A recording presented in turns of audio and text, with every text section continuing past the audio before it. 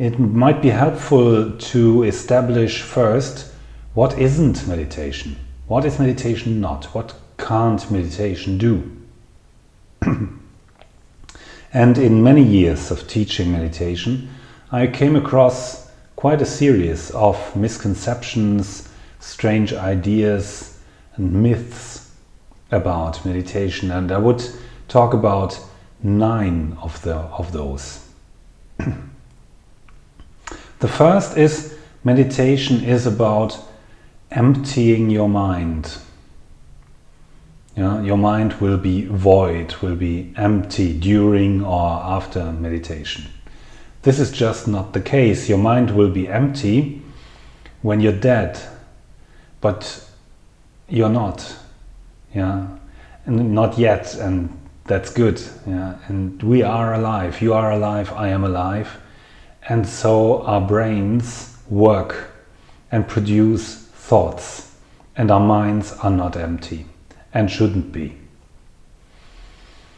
Meditation is not about controlling our thoughts. That's another nice misconception of quite a few people. We can't control anything in this life. We can only accept, we can only include. What can you control? Do you know what's going to happen in the next 5 seconds? Can you be sure? You can't. We don't have any control. And controlling our thoughts, to what end? Why? In order to separate good thoughts from bad thoughts and have good thoughts only. That's all strange ideas, very mental ideas of an illusion which can't work. So also that won't happen. Meditation is not about total concentration. Total concentration, absence of any thought, isn't really the objective. It's sometimes something that will also happen, and when it happens it might be even pleasant, but it's not what we want. Total concentration, I would, after 20 years of practicing meditation, I wouldn't even know what that means exactly. So that is not what we want, and that's not what we're doing. The absence of any kind of disturbance or distraction, also that is not possible, and we don't need that, we don't want that. If I practice meditation and my neighbor is doing some work around the house and making noise, and I feel disturbed by that, then I'm not really practicing meditation. I'm eluding myself and I'm closing myself into a bubble which does not really exist and which doesn't help. Because my neighbor has the right to live and the right to work in the house, and that will sometimes create noise. So meditation is about including that, accepting that, and making it a part of this moment and of your life, which is only happening in this moment. Meditation is not the absence of any kind of pain or unpleasant feeling in the body. Keeping your body still and without movement for quite a while, if it's 20 minutes, 40 minutes or even longer, that is not natural. It's something the body will always consider like not natural, and the body, when we are awake, wants to move, wants to be able to move. So the body will never be very happy about this total absence of movement. So even after many years of meditation, this won't really go away, and it's another thing we should accept and include and make become a part of us, a part that has the right to be there like everything else. Meditation is not about obtaining extraordinary states of mind or extraordinary experiences. Those experiences are possible in meditation. Basically everything is possible, but why do we do that? Why do we practice meditation? We want to practice meditation in order to be happy, in order to get free from our suffering, yeah, and live our lives fully with joy and happiness. And so, are these experiences helpful for me? Are they what I need? They are most certainly not. And in many cases, this is just an attempt of your mind to get away from the actual situation you're in, because the actual situation you're in has quite a few difficulties, or you might even consider them problems. So you want to get away from that, and you get in touch with other dimensions in meditation. But that is surely not what we want. If it happens, it's just another thing you can let go. Meditation is not about taking away the problems or even solving them. The opposite happens. In meditation, we have a very close look at what makes you suffer. You get really in touch with it. And in a way, those difficulties will get stronger and be more present, because you do not escape them. You look at them. So if your life is full of difficulties and problems, and you're hoping to get away from that by practicing meditation, or even to solve them immediately, that won't happen. Meditation can't do that. Be prepared to a situation when the opposite happens, basically. You won't have bigger problems, but you will have a close look at them, and you will really get in touch with them. This will, in the long run, help you, but not in a way of removing the difficulties that are there now. Meditation is not about covering your emotions. That's something that happens, unfortunately, especially among Buddhist meditators. They learn very well, often, to concentrate on their breathing, to get away from their thoughts, also from the thoughts generating their emotional, let's say, suffering. And so they might learn to cover up their emotions. If there is quite a lot of fear and anxiety in me, and I just learn how to concentrate on my breathing, get away from the thoughts generating those emotions, and in this way I just don't feel them anymore, but they are still there, that means that you would be using meditation against you, and shouldn't happen. So let's get in touch with our emotions in meditation. And the last misconception and the last strange idea is about a result. Our mind is normally hoping always for some kind of result if we do anything. But in meditation, that's not the case. That's not what we want, and that's not what should happen, really. And we'll come to the reason in a minute. Let me just say that all these mistakes, all these misconceptions about meditation have something to do with closure, with separation, and with elimination. It's always, all this is based on some idea of closing myself, of separating myself, and of eliminating what makes me suffer.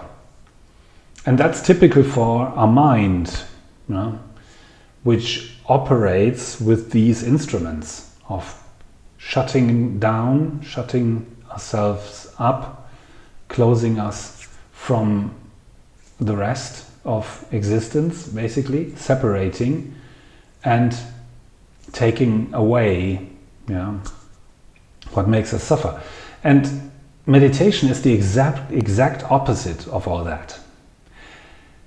We don't close anything, we open up. We don't separate, we connect. And we don't take away anything or eliminate anything, we accept and include what's there, whatever is there. So that's the exact opposite of what the mind wants meditation to be. So the answer to the question, what is meditation, is the return of your mind to its natural state. Or simpler, meditation is the return to your true self, to your true nature, to yourself, to make it simple. It's the return to yourself. But why should we return to ourselves? Because we lost ourselves, or we keep losing ourselves every day in thousands, tens of thousands of unconscious thoughts. And these thoughts, this ongoing radio, is creating the idea you are having of yourself and of this life.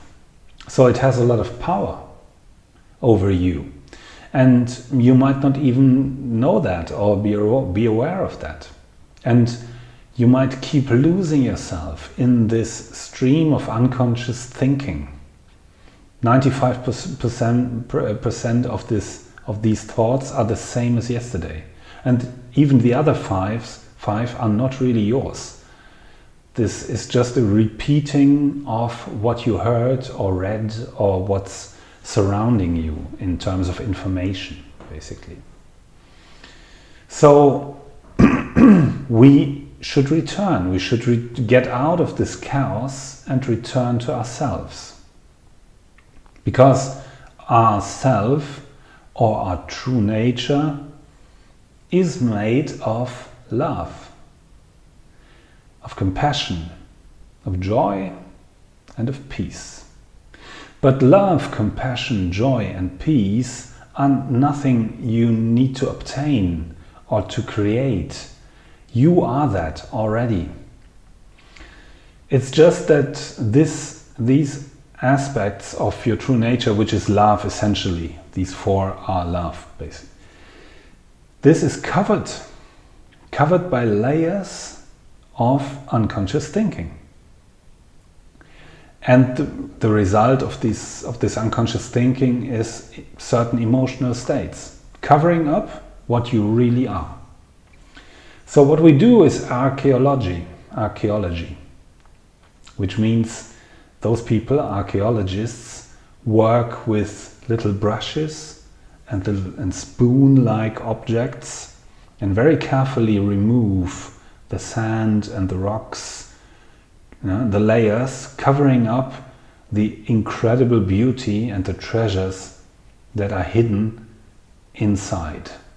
And that is what we do in meditation. Very carefully, but with determination, take away in a caring and loving manner the layers and the dirt covering up what you really are. And that's why we do not need a result or do not want a result, because the result is already there. It's just about taking away some of the layers or all of the layers in covering up what you really are.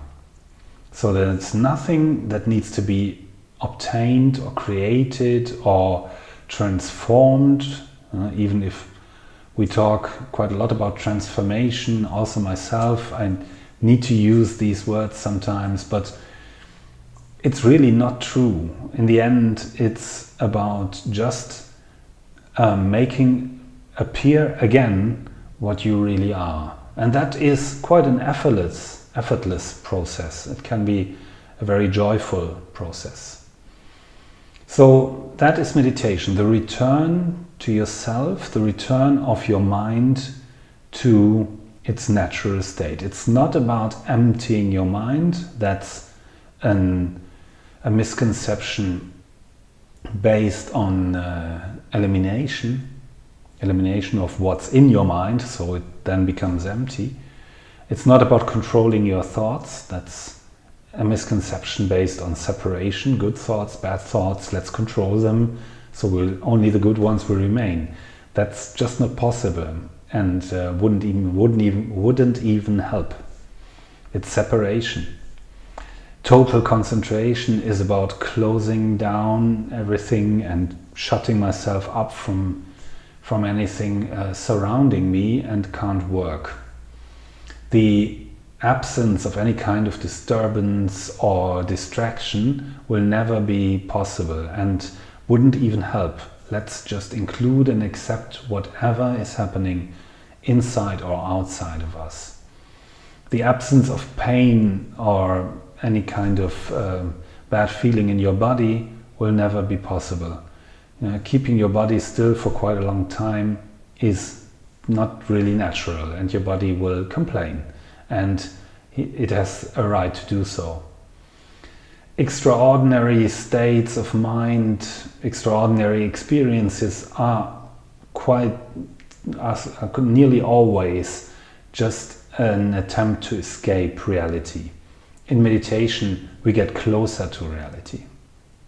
So also, if you want to basically eliminate or solve your problems with meditation, be careful, because you will get closer to them and you will have a more precise look at them.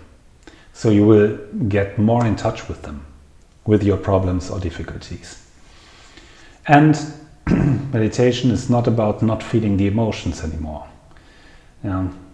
Also here, let's get in touch with them.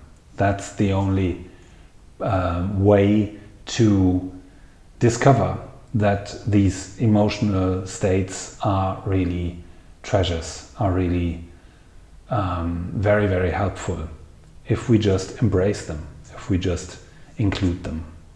And please, let's forget about any kind of result, because what we want to obtain is already there. So no result possible or necessary, which is very difficult for our mind to accept or to understand. Because if there's no result, our mind does not know what we're doing here. But that will be something that will happen quite a lot in meditation, that your mind will not really know what's going on. So that's basically the practice. Let's return. Return is the key word of our meditation practice. Let's return to ourselves, to our true nature made of love, compassion, joy and peace. And in order to do that, and not only to talk about that, let's practice together in our first guided meditation.